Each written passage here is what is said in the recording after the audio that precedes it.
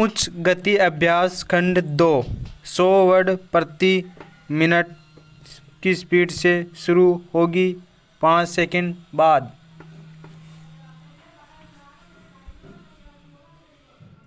महोदय, पर्यावरण से तात्पर्य किसी एक व्यक्ति के परिवेश से नहीं, वरन व्यक्ति के, समाज के, राष्ट्र के और इस सारी पृथ्वी के ही परिवेश से है, जिसका प्रभाव व्यक्ति, समाज, राष्ट्र और सारे विश्व पर पड़ता है। स्टॉप। पर्यावरण से तात्पर्य पेड़ पौधों, नदी, पहाड़ या किसी तंत्र विशेष से नहीं, वरन उस समग्र वास्तविकता से है जिस पर मानव मात्र का अस्तित्व और उसका संपूर्ण आध्यात्मिक एवं भौतिक विकास निर्भर है। स्टॉप। अस्तित्व केवल शारीरिक स्वास्थ्य का ही नहीं, मानसिक भी। स्टॉप। स्वस्थ शरीर में स्वस्थ मन ही अच्छे स्वास्थ्य की परिभाषा है। स्टॉप। शारीरिक स्वास्थ्य हमारे आहार पर निर्भर है, जिसका स्रोत इस पृथ्वी का जल, थल, वायुमंडल है। स्टॉप। मानसिक स्वास्थ्य भी प्रकारांतर से नहीं, इन्हीं पर निर्भर है। स्टॉप। क्योंकि जैसा खाए अन्न वैसा बने मन। स्टॉप। स्वस्थ जीवन पर सबसे अधिक प्रभाव हमारे चिंतन का, हमारी परंपराओं का और उन सब परिस्थितियों का पड़ता है जो हमारे ऊपर आरोपित है या की गई है या की जा रही है। स्टॉप। इसलिए पर्यावरण या परिवेश में जल, थल, वायु ही नहीं, स्टॉप, बल्कि वे सारे घटक महत्वपूर्ण हैं जिनका कुछ भी प्रभाव हमारे जीवन पर, हमारी क्रियाशीलता पर पड़ता है, जैसे हमारे विचार, हमारे आचरण और हमारी परंपराएं एवं संस्कृति आदि। पैरा। सदा से मानव की आकांक्षा उन्नति और विकास की रही है। जगत का अर्थ ही है गतिमान और गति दोनों ओर संभव है, उन्नति की ओर भी और अवनति की ओर भी।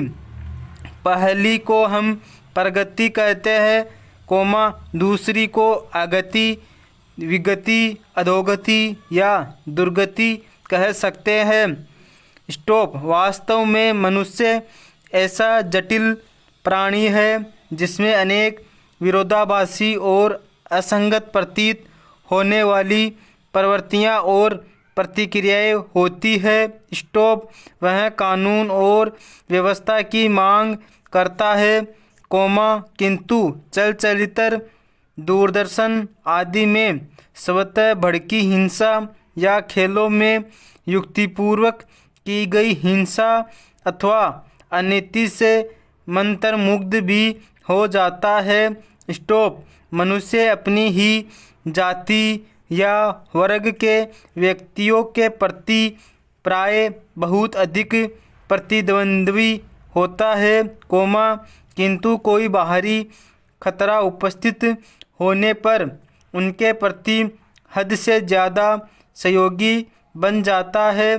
स्टॉप। वह सड़कों पर या युद्धों में सामूहिक विनाश के प्रति उदासीन रहता है, किंतु किसी खान में फंसे हुए एक व्यक्ति या किसी कुएं में गिरे हुए एक बालक की रक्षा करने के लिए ढेरों साधन जुटा लेता है।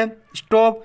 कुछ विद्वान कहते हैं कि मनुष्य बंदर की संतान हो या न हो, किंतु उसमें खालिस बंदर की द्वैध प्रकृति प्राय ही होती है। उसमें शाकाहारी बंदरों की भांति वृक्षों में उछल कूद करने की प्रवृत्ति तो होती ही है, साथ ही ऐसे बंदरों की स्वाभाविक जिज्ञासा भी होती है जो अत्यंत संगठित गिरोहों में रहते हैं और भांति भांति का मांस खाने में मज़ा लेते हैं। मनुष्य की ऐसी परस्पर विरोधी इच्छा आकांक्षाओं से निपटना असंभव होता है, फिर भी किसी प्रकार का संतुलित मध्यम मार्ग अपनाना अनिवार्य होता है। यही बुद्धिमानी का रास्ता है। विद्वानों ने मानव की मूलभूत आवश्यकताओं को 5 स्तरों में रखा है। पेरा महोदय, जो एक के बाद एक आते हैं। शारीरिक आवश्यकताएं यथा भोजन, कपड़ा, मकान और आराम जीवन की मौलिक आवश्यकताएं हैं। दूसरे स्तर पर आती है सुरक्षा और भविष्य के प्रति निश्चिंतता। इनके लिए मनुष्य भांति भांति की वस्तुओं का संग्रह करता है। फिर ही सामाजिक आवश्यकताएं जैसे अपने परिवार के भीतर और फिर बाहर के दूसरे लोगों से अच्छे संबंध बनाए रखने के लिए सामाजिक, आर्थिक, राजनीतिक और मनोरंजनात्मक संगठन बनाना। चौथे स्तर पर है अहम संबंधी आवश्यकताएं, जैसे आत्मसम्मान, आत्मविश्वास, आत्मतुष्टि आदि। आत्म परितोष अर्थात उन्नति, विकास और ख्याति प्राप्ति की क्षमताओं को साकार करना व्यक्ति की अंतिम और उच्चतम अपेक्षाएं है। इन आवश्यकताओं की पूर्ति के लिए मनुष्य अपने आसपास उपलब्ध पर्यावरण का दोहन करता है। जल, थल, वायु ही नहीं, पेड़ पौधों, पशु पक्षी, जीव जंतुओं तक का उपयोग करता है।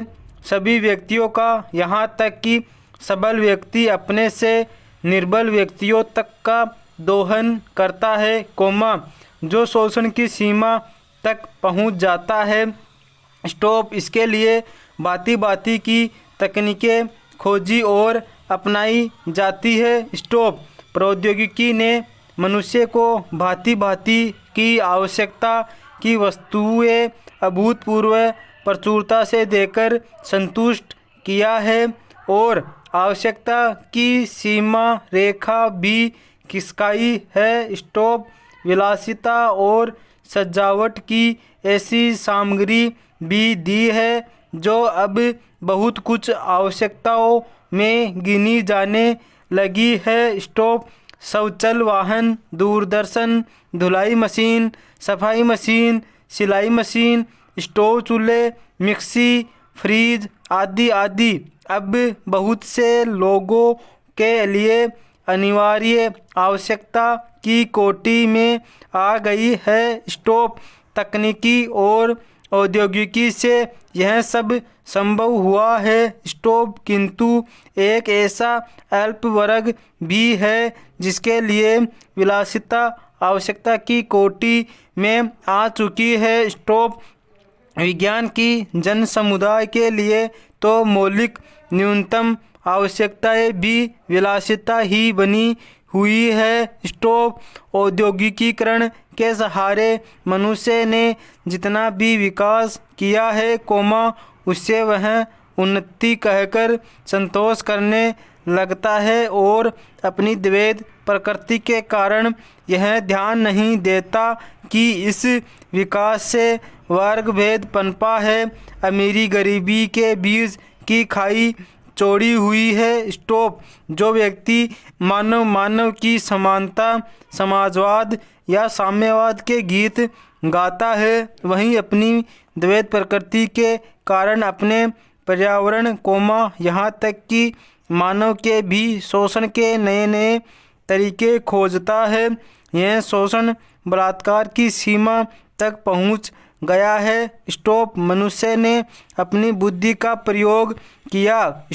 फलस्वरूप भांति भांति का औद्योगिकीकरण हुआ, और जल, थल, वायु सब प्रदूषण के शिकार हो गए, जितना ही अधिक विकास हुआ उतना ही अधिक विनाश हुआ। प्राकृतिक संपदा का भीषण ह्रास हुआ।